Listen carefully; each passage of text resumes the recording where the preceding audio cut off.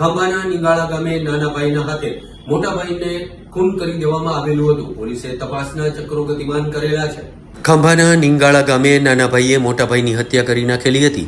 બેકાર રખડતા નાના ભાઈને કામ કરવાનું કહેતા ભાઈએ છરીના ઘા મારી હત્યા કરી દીધેલી હતી. નિંગાળા ગામમાં હત્યાની ઘટનાથી અરેરાટી ફેલાઈ ગયેલી હતી.